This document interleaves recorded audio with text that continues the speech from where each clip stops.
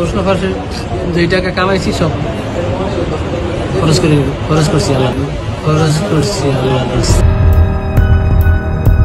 গায়ে পাঞ্জাবি, মাথায় টুপি, নামাজের সময় হলে যে কোনো অবস্থায় ঝুঁকে দেন মাথা, নিজেকে জাহির করেন ধর্মভীরু হিসেবে।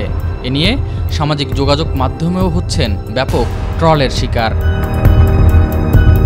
ধর্মের লেবাসধারী এই ব্যক্তিটি বিসিএস সহ সরকারি বিভিন্ন পরীক্ষার প্রশ্ন ফাঁস চক্রের সদস্য। নাম তার সৈয়দ আবেদ আলী ওরফে জীবন। ছিলেন বাংলাদেশ সরকারি কর্ম কমিশন পিএসসির চেয়ারম্যানের গাড়ি চালক। সোমবার বেসরকারি একটি টেলিভিশন চ্যানেলে অনুসন্ধানী প্রতিবেদন প্রকাশের পর অভিযান চালিয়ে আবেদ আলী ও তার ছেলে সাবেক ছাত্রলীগ নেতা সোহানুর রহমান সিয়াম সহ 17 জনকে গ্রেফতার করে সিআইডি।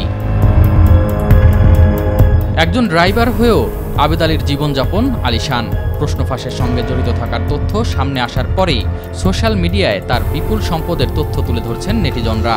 মাদারীপুরে তার বিলাসবহুল ডুপ্লেক্স বাড়ি, ঢাকায় একাধিক বহুতল ভবন, পর্যটন কেন্দ্র কুয়াকাটায় হোটেলের তথ্য সামনে এসেছে। চলেন দামি গাড়িতে, অথচ সাধারণ মানুষের সামনে নিজেকে দাবি করতেন সৎ, দিতেন নানা উপদেশও।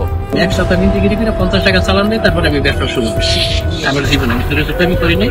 এইটা অনেক কথাই বললাম যে কষ্ট মানুষের বড় সম্পদ। যে কষ্ট করতে পারে সে কোনোদিন না খেয়ে থাকে না।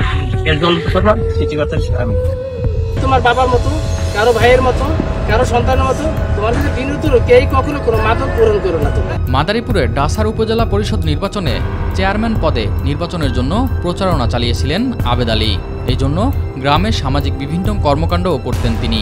এসব ভিডিও আবার সামাজিক যোগাযোগ মাধ্যমে প্রচার করতেন নিজের প্রোফাইল থেকে।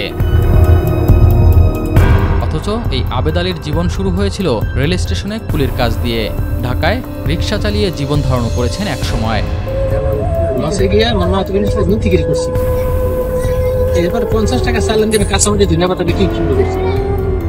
ছেলে ডাসার উপজেলা ছাত্রলীগের সাবেক সহসভাপতি সৈয়দ সোহানুর রহমান সিয়াম মানুষকে সাহায্য করে সেই ভিডিও প্রচার করেন সামাজিক যোগাযোগ মাধ্যমে।